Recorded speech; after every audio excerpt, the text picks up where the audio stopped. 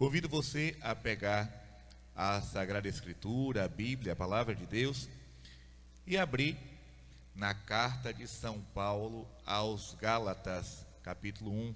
Carta aos Gálatas, capítulo 1. Nós sabemos que toda a Bíblia, toda a Escritura, ela é santa, ela é sagrada, é palavra de Deus inspirada aos homens, revelada aos homens. Mas é normal que cada cristão, cada filho de Deus tenha um apreço por determinado livro, por determinada carta, né? Eu particularmente gosto muito do livro de Daniel no Antigo Testamento. Gosto muito do livro de Daniel. A história de Susana, principalmente, é uma história para mim encantadora.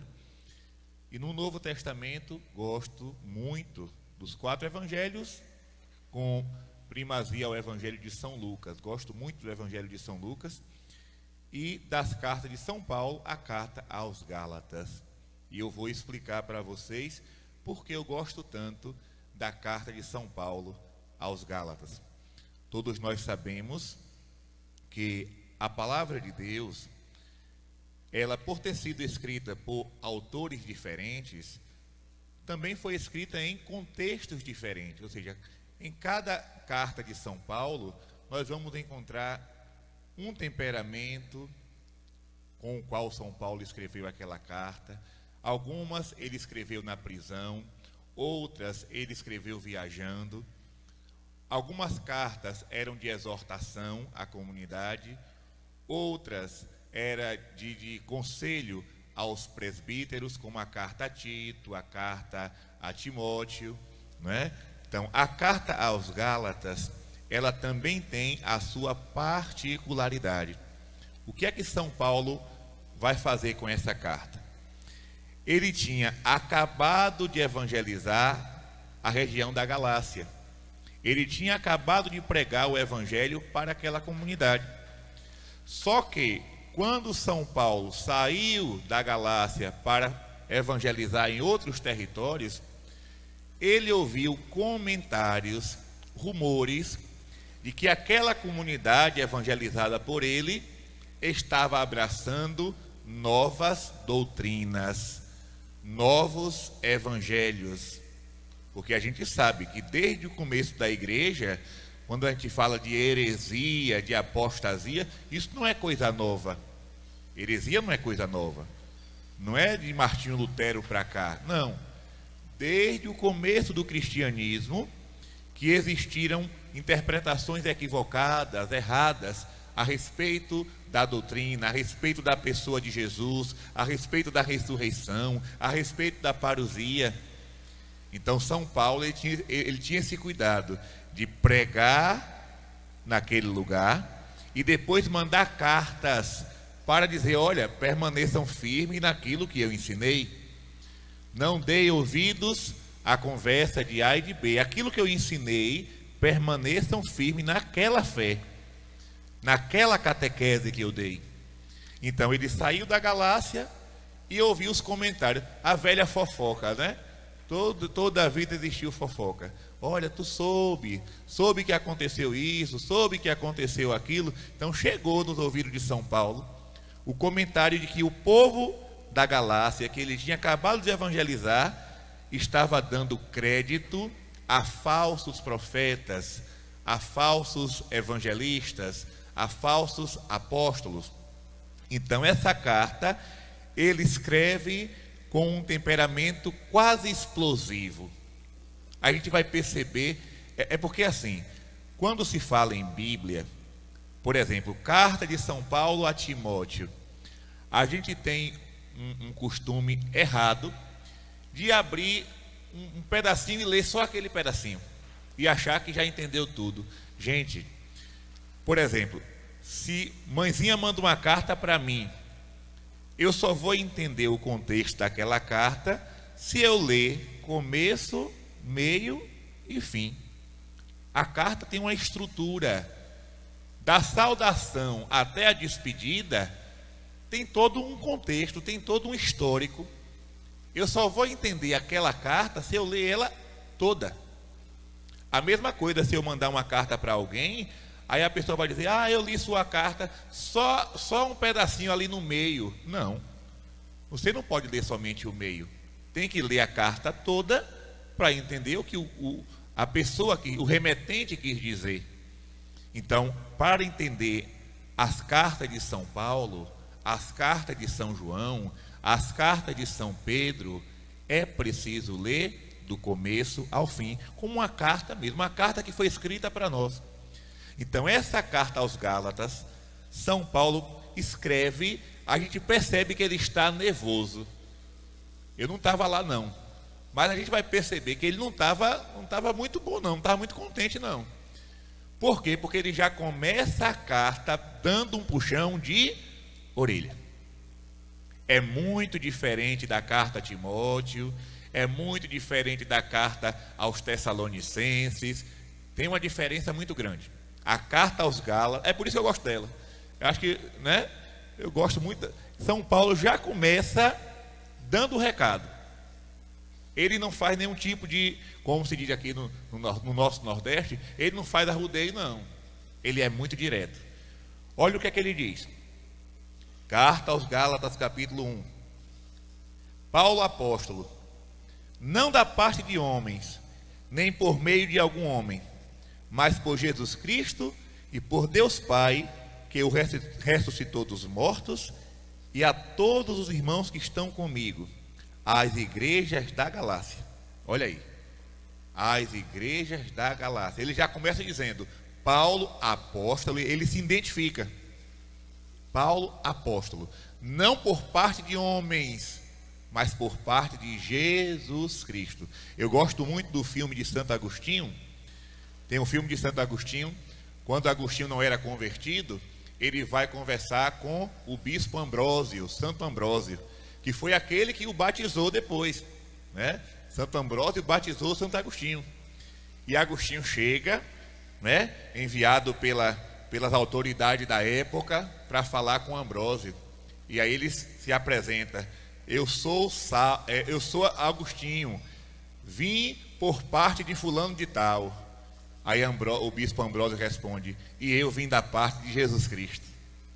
Eu gosto muito desse filme. Só essa parte para mim é a melhor de todas. Ou seja, o bispo Ambrósio, ele não se curvou a nenhuma autoridade daquela época, porque ele sabia que a autoridade dele era maior que todas as outras. Maior que todas as outras.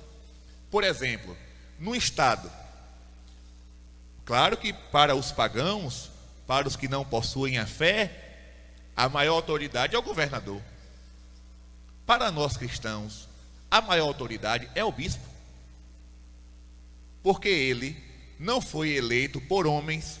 O político não. O político ele é eleito para ficar ali 4 anos. Se for reeleito, 8 anos. Mas o bispo foi colocado por Deus. Foi colocado pela Santíssima Trindade e a missão dele é até a morte. Até a morte. Então, para nós, as maiores autoridades que existem sobre a terra são as autoridades religiosas. Porque ela não é um mandato passageiro, é um mandato que vem do céu. Então, Santo Ambrósio, ele não se intimidou diante de Agostinho, que veio em nome de um governador, de um prefeito. Não, eu vim em nome de fulano, e eu estou aqui em nome de Jesus Cristo. Quero ver quem é a autoridade maior, né? Então, São Paulo se identifica, Paulo apóstolo, as igrejas da Galácia. Atenção, quando fala as igrejas, muita gente usa essa expressão para dizer, está vendo que não existe uma igreja só, existem várias igrejas. São Paulo falava as igrejas. Cuidado, existe uma igreja única, com I maiúsculo, Igreja Católica. Essa é a igreja. Mas quando se fala as igrejas, aqui é o que hoje nós chamamos de as dioceses. Por exemplo, nós todos somos de igreja católica, mas eu pertenço à igreja particular de Cruz das Almas, na Bahia. Vocês pertencem à igreja particular de João Pessoa, na Paraíba, né? Então, outros pertencem à igreja particular do Crato, outro à igreja particular de Afogado da Engazeira, outro da igreja particular de Olinda e Recife. Então, são as igrejas, plural, mas todas irmanadas, né? Filiadas, digamos assim, a uma única igreja, a igreja de Jesus Cristo. E ele diz: a vós, graça e paz da parte de Deus nosso Pai e da parte do Senhor Jesus Cristo, que se entregou por nossos pecados, para nos libertar da perversidade do mundo presente, segundo a vontade de Deus nosso Pai, a quem seja dada a glória pelos séculos dos séculos. Amém. Então aqui é a saudação de Paulo. Ele se apresenta, diz que veio em nome de Deus e faz um ato de louvor à Santíssima Trindade, né? Santa Catarina de Sena, ela também tinha esse costume. Não sei se alguém aqui já leu as cartas de Santa Catarina. Quem não leu, é muito importante. Ela sempre começava uma carta dizendo: louvado seja Jesus Cristo, não é? Ela sempre, toda carta de cristãos tem que começar louvando a Deus. Por exemplo, vocês que estão aqui agora, presentes aqui na comunidade, e você que está me acompanhando em casa, pelo celular, pelo computador, pela televisão. Se você vai, claro que hoje não escreve, muitos não escrevem carta mais, né? Eu gosto muito de receber carta, eu guardo todas. Quem manda carta para mim pode ter certeza que está tudo lá guardado numa gaveta especial. Mas quando um cristão vai escrever uma carta, ele tem que primeiro louvar a Deus, né? Mesmo que bote lá: louvado seja nosso Senhor Jesus Cristo, ou então salve Maria, ou então Jesus manso e humilde de coração. Então são saudações cristãs. Por exemplo, essa jaculatória que a gente reza todos os dias: glória ao Pai, ao Filho e ao Espírito Santo, como era no princípio, agora e sempre. Amém. Vocês sabem de onde veio essa jaculatória? Essa jaculatória foi nada mais, nada menos que uma carta que São Jerônimo escreveu para o Papa da época. E ele começou a carta dizendo isso, né? São Jerônimo, ele foi o tradutor da Bíblia, foi ele que traduziu a Bíblia do grego e do hebraico para o latim. E ele escrevia muitas cartas. São Jerônimo era um homem também de temperamento forte, ele era um colérico. E ele escreveu para o Papa da época uma carta que ele começava dizendo assim: glória ao Pai, ao Filho e ao Espírito Santo, como era no princípio, agora e sempre. Amém. De lá para cá, virou uma oração própria da igreja, né? O Papa pediu que essa frase fosse repetida. Essa devoção se espalhou pelo mundo inteiro e hoje, né, nós rezamos no terço, no rosário, essa jaculatória. Então, sempre começar louvando a Deus. São Paulo é próprio dele. A vós, graça e paz da parte de Deus nosso Pai. É próprio de São Paulo isso. E logo em seguida, ele já começa a dar o puxão de orelha. Logo em seguida, depois da saudação, ele começa dizendo, versículo 6. Estou admirado, olha a expressão que ele usa, viu? Estou admirado de que tão depressa passeis daquele que vos chamou a graça de Cristo para um evangelho diferente. Olha o que é que São Paulo começa dizendo. A gente já percebe aqui nesse primeiro versículo que ele não estava bom, não. Ele estava, como se diz no nosso Nordeste, ele estava injuriado, né? Ele estava injuriado. Estou admirado, ou seja, estou espantado que vocês passaram tão depressa para um evangelho diferente. É o que acontece muitas vezes nas nossas comunidades, nas nossas paróquias. A pessoa chega na igreja, começa, entra no movimento, entra no apostolado, vai para lá, vai para cá, serve na liturgia, daqui a pouco mudou de religião. É de uma rapidez. Se você olhar direitinho, essas pessoas não vão parar em lugar nenhum. Ela muda de igreja como se muda de roupa. Ela fica naquele lugar até agradar suas próprias vontades. Não agradou, ela pula para outra, daqui a pouco pula para outra, pula para outra. É por aí, né? Então, os católicos que não têm firmeza muda como um camaleão. Não seja um cristão camaleão, que muda de uma hora para outra. Seja fiel. E aí São Paulo diz: de fato, não há dois evangelhos. Há apenas pessoas, atenção para isso aqui, que semeiam a confusão entre vós e querem perturbar o evangelho de Cristo. Eu vou repetir porque esse versículo é muito importante e atual. De fato, não há dois evangelhos, ou seja, não há duas mensagens de Cristo, só há uma só. É um só evangelho, uma só doutrina, uma só catequese, uma só orientação. Como Jesus vai dizer, que teu sim seja sim, e que o teu não seja não, e o que passar disso vem do demônio. Jesus já deixou as coordenadas.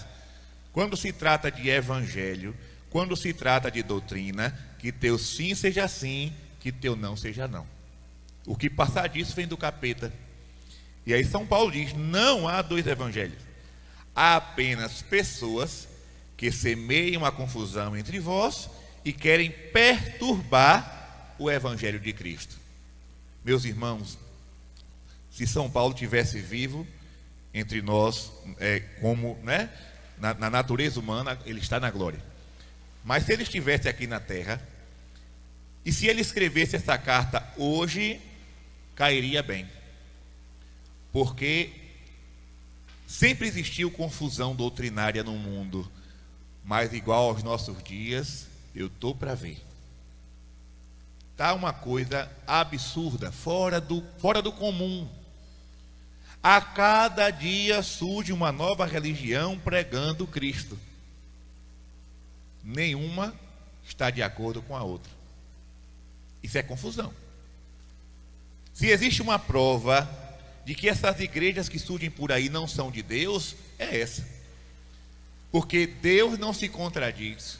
O Espírito Santo não se contradiz. Então, como é que o Espírito Santo vai fundar uma igreja aqui agora, e daqui a pouco vai fundar outra com uma doutrina diferente, com uma pregação diferente, com um costume diferente? Não é de Deus isso. Quem quiser se enganar, se engane. Ariano Suassuna, que foi um grande escritor paraibano, filho de Itaperoá, Ariano Suassuna, ele disse uma coisa que eu fiquei atinado quando ele falou aquilo. Ele disse assim: eu sou um sertanejo de inteligência cética e prática, por isso ninguém me enrola. Frase de Ariano Suassuna. Eu sou um sertanejo de inteligência cética e prática, por isso ninguém me enrola. Eu não me considero inteligente como ele não, mas também ninguém me enrola não. Em matéria de doutrina, padre, eles estão falando de Jesus, estão pregando Jesus. Calma lá. Que Jesus é esse? Esse Jesus deles está ensinando o quê? Antes de ontem, eu fui num shopping daqui de João Pessoa, não vou dizer o nome não, mas eu fui lá comprar uma, como é que diz? Uma máquina de barbear, não é? Para agilizar o processo, porque o Gillette demora muito. Aí, quando eu estava sentado para pagar o material que eu tinha acabado de comprar, chegou um senhor. Começou a conversar, me viu com essa roupa, começou a conversar comigo. Conversa vai, conversa vem, conversa vai, conversa vem. Eu sou muito desconfiado com essas pessoas que me param na rua para puxar assuntos estranhos. Eu já fico desconfiado, digo, aí vem coisa. E aí ele começou. No meio da conversa, ele falando lá de uma sobrinha que casou, que não sei o quê, ele disse, por essa coisa de celibato mesmo, não existe, né? Eu disse, agora ele está procurando sarna para se coçar, né? Porque esse negócio de celibato, eu digo, meu amigo, espera aí, você já leu o que está escrito em Mateus 19? Eu digo, já leu. Jesus está dizendo lá, há homens que nasceram eunucos, há outros que foram feitos eunucos por parte de homens, e há aqueles que se fizeram eunucos por causa do reino de Deus. Eunuco é castrado, ou seja, aqueles que nasceram dessa forma, outros foram feitos por homens, não é? Por mão de homens, e há aqueles que se fizeram castos por causa da glória de Deus, por causa do reino de Deus. Aí ele disse: isso aí é um texto isolado. Eu disse: texto isolado? Aí eu fiz 3 perguntas a ele. João Batista era casado? Não. São Paulo era casado? Não. Jesus Cristo era casado? Não. Então por que você está perguntando isso aí? Aí, só que eles têm um argumento, eles têm uma tática, melhor dizendo, que é pular de um assunto para outro. Quando ele se vê, né, encurralado, ele já pula para outro assunto. E aí ele disse: mas Maria foi casada. Isso, o que é que tem a ver uma coisa com a outra? Nós estamos falando de celibato, não estamos falando da Virgem Maria. Vamos tratar primeiro do celibato, argumente, depois a gente pula para Nossa Senhora. Mas aí, quando eu vi que ele estava querendo mudar de rumo, eu perguntei: quem fundou tua igreja? Ele respondeu: o Espírito Santo de Deus. Eu digo: não acredito. Não acredito. O Espírito Santo de Deus não pode se contradizer. O Espírito Santo é santo. Aí já mudou de assunto. Mas você sabe quanto custa uma estátua? Já vai pular para o lado das imagens. Eu digo: eu não aguento uma coisa dessa. Aí eu disse: você sabe o que está escrito em Êxodo capítulo 25? O que foi que Deus mandou Moisés fazer? Aí ele disse: a serpente de bronze. Eu digo: não foi a serpente de bronze, foi a Arca da Aliança. Aí ele disse assim: se meu carro estivesse aqui perto, eu ia pegar a minha Bíblia agora. Ele disse: vai lá que eu estou esperando. Ele disse: vai pegar que eu estou esperando. Eu só sei que ele pegou a chave assim, saiu: sabe de um, eu vou embora, saiu correndo. Prega Cristo, usa a Bíblia, mas é um evangelho diferente. Então São Paulo está dizendo aqui: eu estou admirado por causa de pessoas que deixaram o evangelho para abraçar outro. Não há 2 evangelhos, há apenas pessoas que semeiam a confusão entre vós.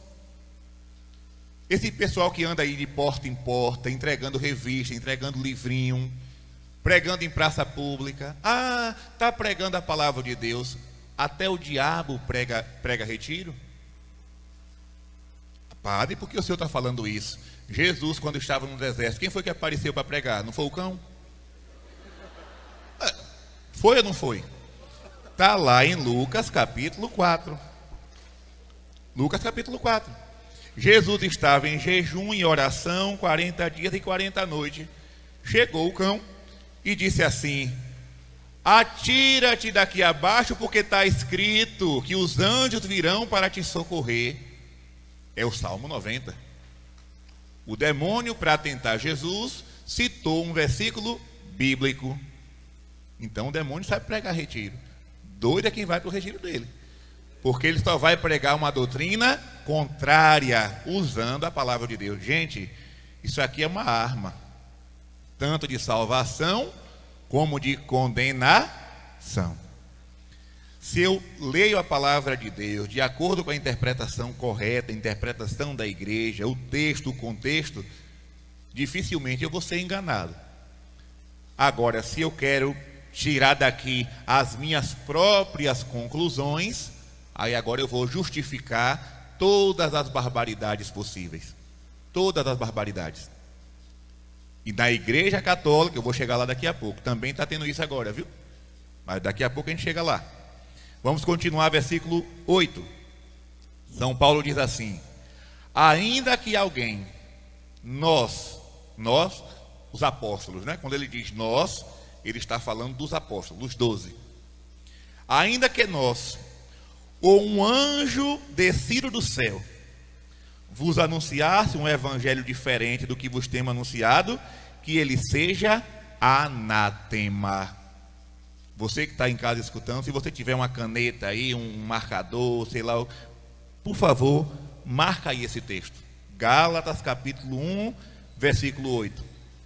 Ainda que nós, ou um anjo descido do céu, olha que São Paulo ele é catedrático, né? Ele escreve a coisa de um jeito tão amarrado que não dá para desviar. Uma coisa é quando a gente pega um texto e interpreta de várias formas, né? Não, porque o autor quis dizer isso. Aí o outro, não, mas o autor quis dizer isso aqui. Não, mas eu acho que ele disse isso. Deixou a coisa vaga. São Paulo não. Ele escreve de um modo tão amarradinho que não deixa lugar nem para uma vírgula. Claro, inspirado pelo Espírito Santo, não tem como errar, né? Nessa hora ele estava inspirado pelo Espírito Santo. Então, ainda que nós, ou um anjo descido do céu, ou seja, nem as autoridades da terra, nem as autoridades celestes podem mudar o Evangelho. O que é que a igreja diz? Quando surge uma aparição, né? Por exemplo, a aparição de Jesus, a aparição de Nossa Senhora, a aparição dos santos, dos anjos, o que é que a igreja observa? A igreja não observa somente milagre, não. A igreja observa o conteúdo da mensagem. Se naquela mensagem tiver uma coisa estranha, a igreja ela não fica com um pé atrás, não, ela fica com os 2 pés atrás. Porque Deus não pode se contradizer. Não pode. Não, padre, mas eu fui naquele lugar e aconteceu um grande milagre. Leia a mensagem. O que é que aquela aparição está dizendo? Está de acordo com a doutrina? Está de acordo com o Evangelho? Não está não? Então, pelo amor de Deus, tome cuidado. Não fica, mas houve um sinal. São Paulo vai dizer que o demônio se disfarça até de anjo de luz para enganar o povo. Então, cuidado. Muito cuidado. Tem gente por aí dizendo que está vendo coisa, mas não está vendo nada. Precisa mais se ver no espelho e aprender a tomar vergonha. Porque fica por aí falando em nome de Jesus e da Virgem Maria e levando muitas almas para o erro. Para o erro. Por exemplo, nós temos casos aqui no Brasil de movimentos aparicionistas que se transformaram em seitas. E o vidente prega, olha, ninguém aqui vai para a missa não. Ninguém aqui se confessa não. Porque aqui nós temos Jesus e Nossa Senhora. Jesus nos dá a Eucaristia espiritual. Jesus perdoa nossos pecados quando Ele aparece para mim. Isso é loucura. Isso é loucura. E o povo vai. Porque lá tem sinal, lá tem milagre. O demônio também engana. Ele é o pai da mentira. Ele se utiliza até do nome de Nossa Senhora, do nome de Jesus, do nome de São José, dos santos, para enganar o povo. Então, uma aparição que diz para a pessoa não comungar, não se confessar, não vem de Deus. Não vem de Deus. Se o céu, imagine, o anjo em Portugal aparece para os pastorinhos, trazendo nas mãos a Eucaristia. E se prostra diante da Eucaristia e ensina uma oração belíssima, que todos vocês aqui sabem rezar. Meu Deus, eu creio, adoro, espero. Imagine, o anjo, nesse caso da aparição, da visão de Fátima, do anjo, nós podemos acreditar piamente, porque o anjo veio para confirmar aquilo que está no Evangelho. A Eucaristia é Jesus e deve ser adorada. Agora, se o anjo aparecesse para as crianças dizendo assim, olha, não precisa ir para a missa não, basta ficar aqui na Cova da Iria rezando o rosário, não precisa adorar o Santíssimo não, esse anjo não viria do céu, viria do inferno, teria um anjo caído, um anjo mau, um anjo de trevas, né? Então, São Paulo está deixando claro, nem nós, os apóstolos, nem um anjo descido do céu pode pregar um evangelho diferente. Isso para esse século 21, esse versículo deve estar na ponta da língua de todos os católicos. Por isso que eu mandei vocês escreverem aí embaixo, sublinhar. Porque quando chegar alguém para você, revestido de uma autoridade, porque agora o argumento é o da autoridade, né? Foi fulano de tal que falou. Sim, mas o que foi que ele falou? Temos que prestar atenção nisso. Argumento de autoridade, não venha para cá com isso não, porque não desce. Mas fulano disse, sim, o que foi que ele disse? Está de acordo com a doutrina? Está. Se não está, eu não sou obrigado a ouvir, nem obrigado a obedecer. Isso aqui não é orgulho, isso aqui é se preservar de uma queda. É se preservar de uma queda. Então, pelo amor de Deus, tomem cuidado. Tomem cuidado. Fulano disse, fulana falou. Falou o quê? Porque ninguém pode anunciar um evangelho diferente. E São Paulo diz, se alguém fizer isso, que ele seja anátema. O que é anátema, padre? Excomungado. A palavra anátema significa excomungado, fora da comunhão. Antigamente a igreja fazia isso. Hoje, não sei porquê, dá uma trégua, passa a mão pela cabeça.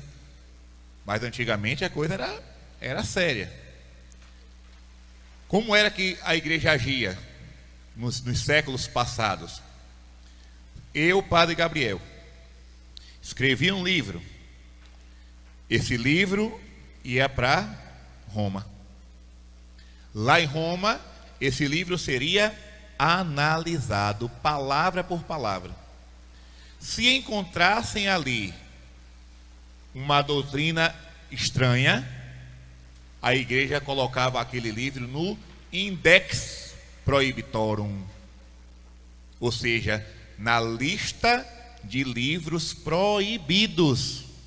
Olha a cautela que existia na igreja. A igreja sempre teve uma preocupação em não oferecer água suja para os fiéis. Porque existe água limpa da doutrina e existe a água suja das heresias. E a igreja sempre teve essa preocupação de não dar água suja para o povo de Deus. Água contaminada, água poluída. Hoje, todo mundo escreve por aí, ninguém sabe o que é que está se escrevendo. Às vezes é uma besteira, uma heresia, e está passando. Está passando. Às vezes é até recomendado esse tipo de livro. Estamos vivendo um tempo complicado. Estamos vivendo um tempo difícil. Aquela cautela que existia antes, infelizmente, hoje não existe mais. Gente, até livros de santos, atenção, isso é muito sério. Eu não vou perguntar aqui, porque aqui só tem consagrados. Mas você que está em casa, conhece Santa Teresa de Ávila? Com certeza, quem conhece Santa Teresa de Ávila, já ouviu falar que tem o livro da vida, o livro do Castelo Interior, não é? Existem muitas obras que são publicadas, conhecidas, de Santa Teresa de Ávila. Mas vocês sabem que tem livros que não passaram? Livros que ela escreveu e que a igreja disse, não, esse aqui não vai passar? Imagine, escrito por uma santa. Por uma santa. São João de Ávila, a mesma coisa. São João de Ávila, um grande santo, um grande sacerdote. Os escritos de São João de Ávila, misericórdia, era uma bênção. Era não, é.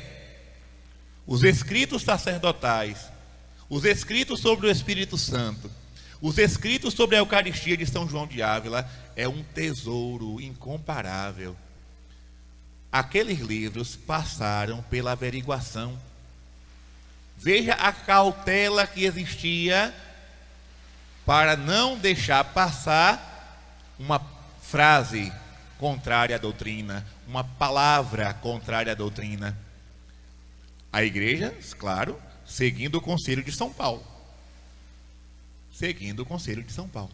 Quem ensinar o contrário, seja anátema. O problema é que hoje os que deveriam ser anátemas estão ensinando. Esse é o grande perigo.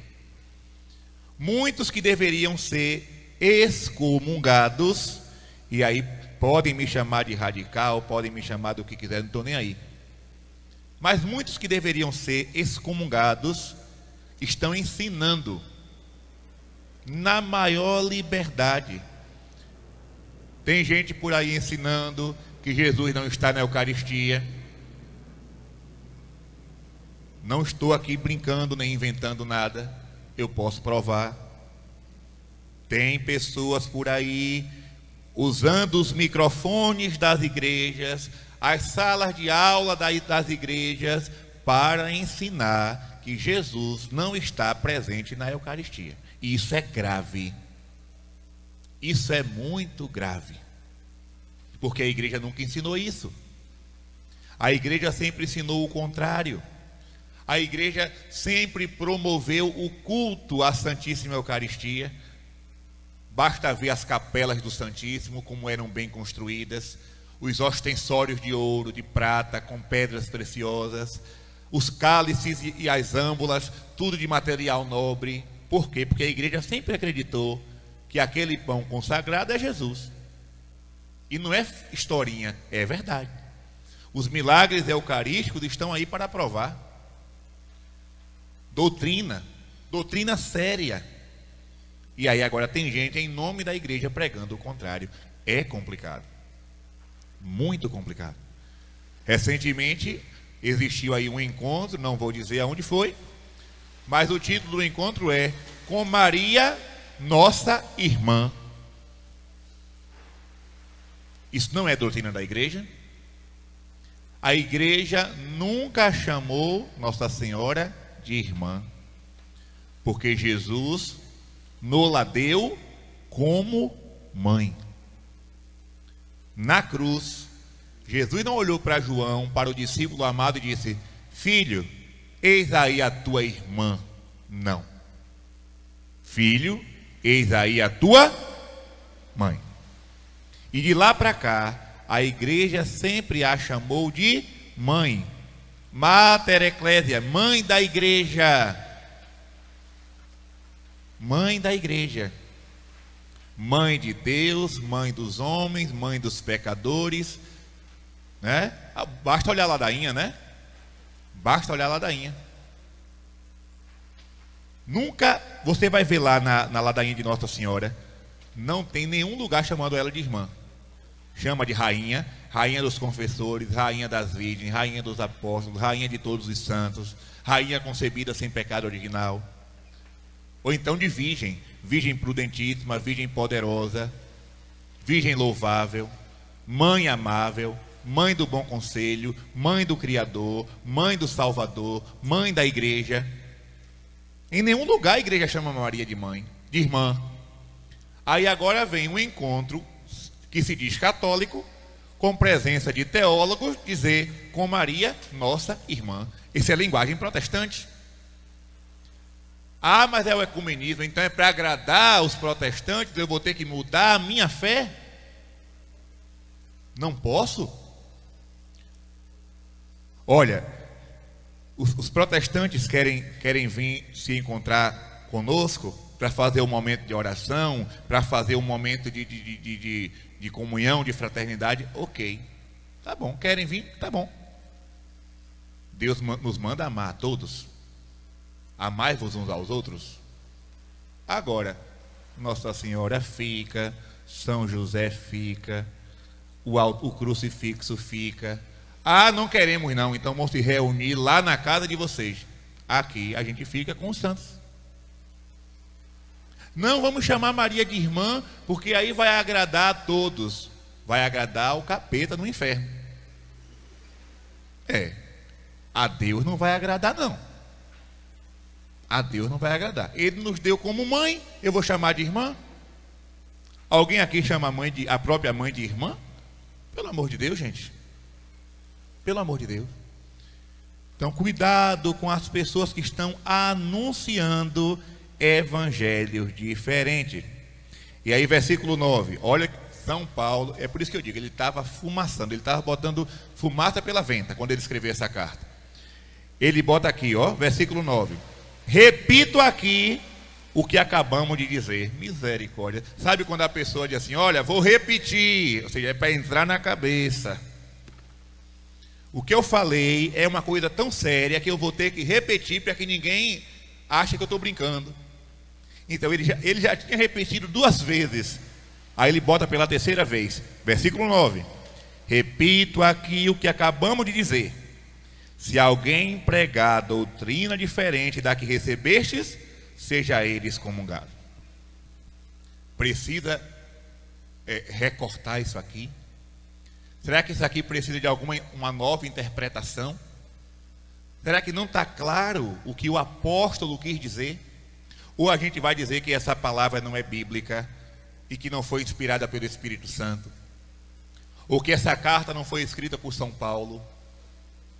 Que isso aqui foi um acréscimo desnecessário?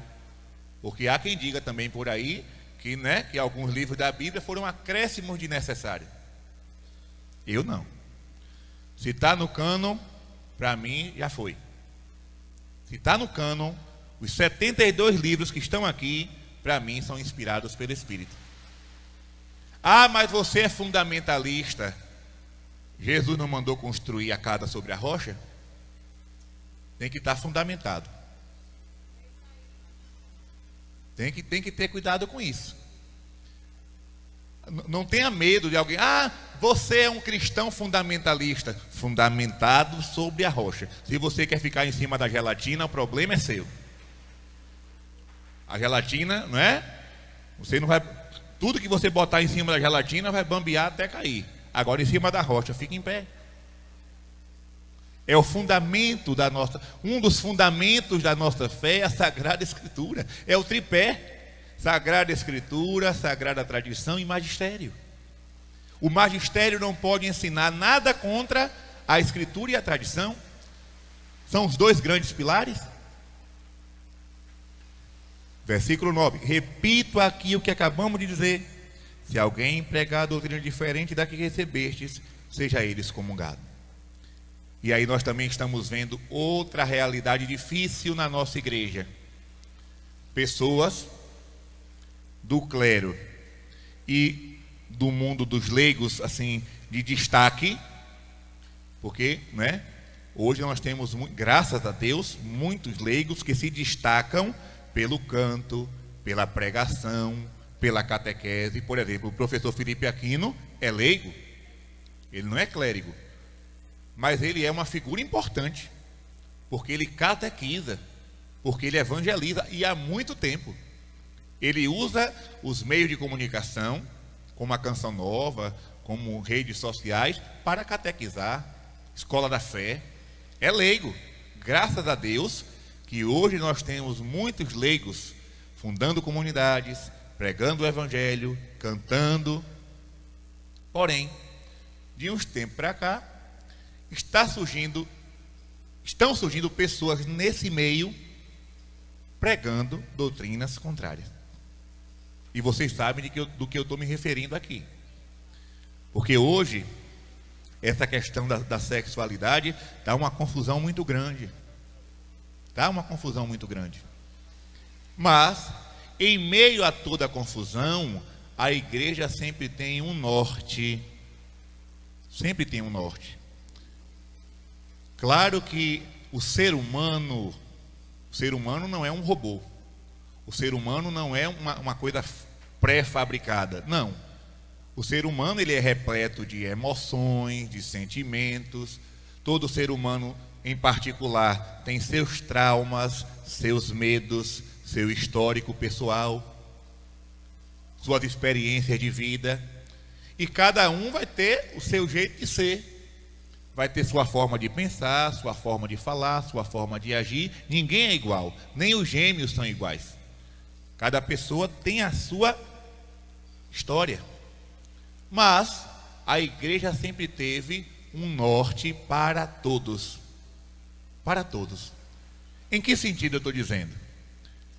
Nós sabemos muito bem que existem pessoas, e o catecismo fala disso, O catecismo deixa claro, existe um número não negligenciável, a igreja usa esse termo, Não negligenciável de pessoas que sofrem com a atração pelo mesmo sexo. Isso não é novidade. Isso a gente já vê, desde os tempos do Antigo Testamento, desde os tempos do Império Romano, na Grécia Antiga. Isso não é novidade, não. Que existem pessoas, que no decorrer da caminhada, no andar da carruagem, acabaram, por se descobrir como alguém que se interessa pelo sexo, pelo mesmo sexo. Isso aí não é uma novidade. A igreja nunca teve problema com pessoas assim, mas ela sempre mostrou o norte. Qual é o norte que a igreja orienta? Em questão de matrimônio, homem e mulher. Todo o resto, castidade e santidade. Esse sempre foi o caminho ensinado pela igreja. Em 2000 anos de história. 2000 anos de história, a igreja sempre ensinou a mesma coisa. É claro, eu não tenho dúvida disso. Podem existir santos, atenção para o que eu vou falar aqui agora, viu? Podem existir santos no céu que aqui na terra sofreram com esta realidade, mas foram fiéis a Deus, obedientes à palavra, viveram na graça, estão na glória. Não tenham dúvida disso. Não tenham dúvida. Mas a igreja sempre disse: o caminho para o cristão, se alguém quer conviver com outra pessoa, o caminho é o sacramento do matrimônio. E este sacramento não pode ser com 3, com 4, com 5, é somente 2 pessoas, um homem e uma mulher. Até que a morte os separe. Se por acaso a morte separar, a pessoa viúva pode se casar uma segunda vez, uma terceira vez, uma quarta vez, não é? Ficou viúva, não tem problema. Mas casou, fidelidade até a morte. É um caminho de cruz, porque todo ser humano tem suas paixões, né? E a tentação está aí, batendo na porta de todo mundo. As paixões existem, os pecados existem, mas o norte é esse aqui. Não tem 2 caminhos, não tem 2 evangelhos. Mas agora, com o argumento de misericórdia, acolhida, compaixão, estão relativizando a vida da graça. E isso é um pecado muito sério. Querem dizer agora, querem empurrar a goela abaixo na igreja, nos cristãos, que as pessoas podem viver da forma que quiserem, porque Jesus vai acolher a todos, vai perdoar a todos e vai levar todos para o céu. Não existe 2 evangelhos. Quer uma prova? Jesus na cruz. A igreja, né, canonizou, digamos assim, um dos ladrões que estavam no Calvário, São Dimas. São Dimas. Por quê? Porque aquele ladrão da direita, na hora da sua morte, olhou para Jesus e disse: lembra-te de mim quando estiveres no teu reinado. Ali ele fez uma confissão, ali ele fez um pedido de perdão, ali ele se arrependeu. E Jesus disse: hoje mesmo estarás comigo no paraíso. Escapou pelo gongo. Escapou pelo gongo. Na hora da morte, acordou para a vida. Veja como a misericórdia de Deus é grande. Porém, essa misericórdia que é tão grande, que é tão maravilhosa, que é tão grandiosa, não atingiu o ladrão da esquerda, porque ele blasfemou. Blasfemou. Ah, se és filho de Deus, salva a ti mesmo e a nós também. Ô, coitado. Se ele pedisse perdão naquela hora, os 2 subiam direto. Mas um blasfemou, o outro se converteu. Um foi alcançado pela misericórdia e o outro permaneceu no pecado. Então não vamos brincar. Não vamos brincar.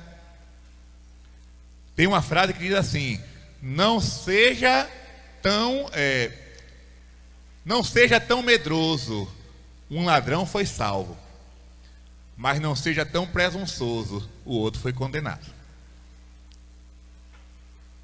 Não podemos ter medo da misericórdia divina, porque ela existe e está aí para salvar qualquer pessoa.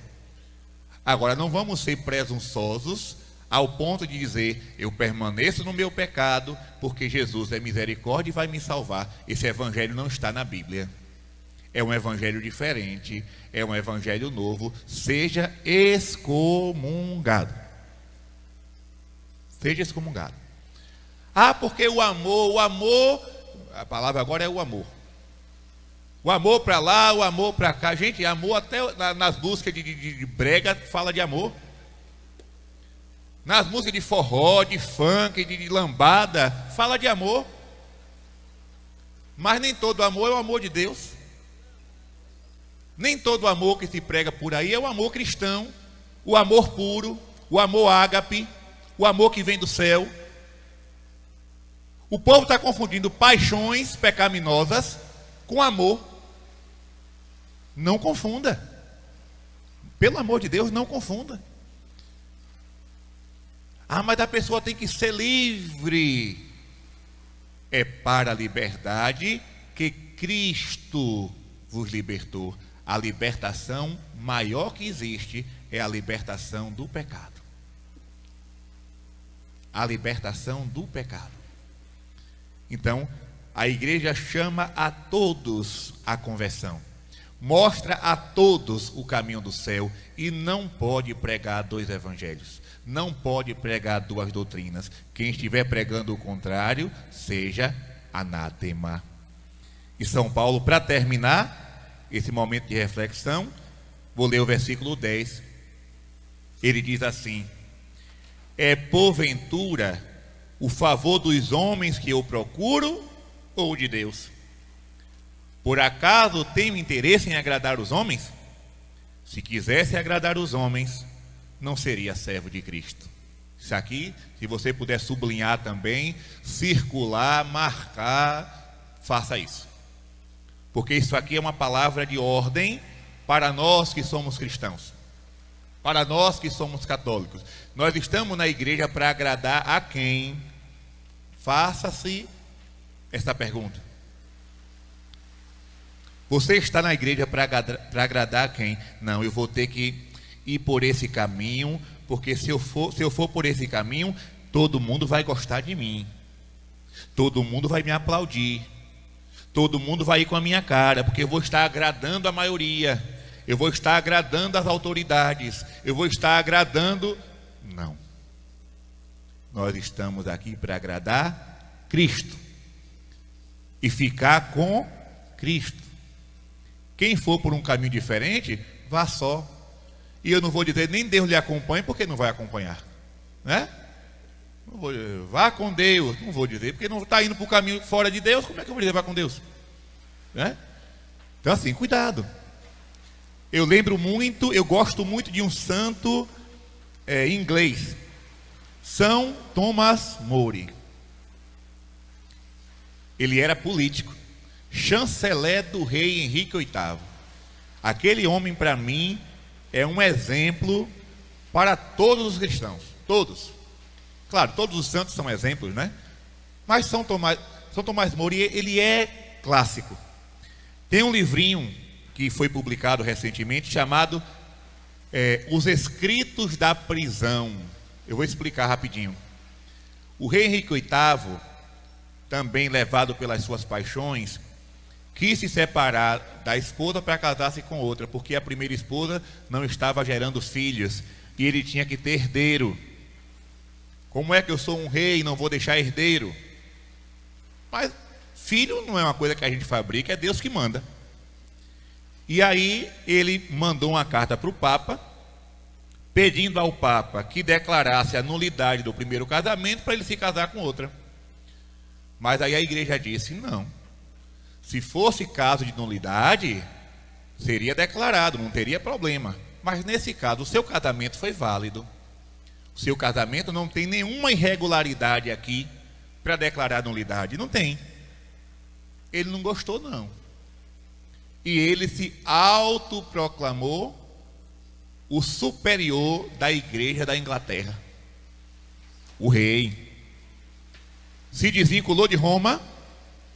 Martinho Lutero já tinha começado a bagaceira dele e Henrique VIII foi atrás, né? Se desvinculou de Roma e se autodenominou, se autoproclamou o chefe da igreja na Inglaterra. Resultado: Todo mundo feito, né? Cachorrinho obediente. Sim, ó rei, o Senhor está certo. Devemos obediência a ti. Bispos, padres, cardeais, leigos, políticos, religiosos, todo mundo. Até uns que tinham fama de santidade foi atrás. Sabe por quê? Os que eram contra o rei morriam. Os que eram contra o rei iam parar na forca ou na guilhotina. E agora? E agora? Chanceler é aquele que chancela. Toda diocese tem um chanceler. Por exemplo, se o bispo escreve lá um documento, abaixo da assinatura do bispo tem a assinatura do chanceler. Ou seja, é aquele homem que está chancelando aquele documento. Tomás More era chanceler do rei. E ele foi o único, claro que teve São João Fischer, que era um bispo, mas aí já seria outra questão. Mas ele, como amigo do rei, ele disse: rei, você está errado. Para quê? Foi encerrado numa torre, preso numa torre. E ele ficou lá sendo, né, testado, provado, até voltar atrás. Muitos homens da igreja foram conversar com ele: rapaz, obedece o rei é autoridade. Não, o rei está contra Cristo, o rei está contra a igreja, o rei está querendo fundar uma nova religião, está errado. Rapaz, salva a tua cabeça, livra teu pescoço.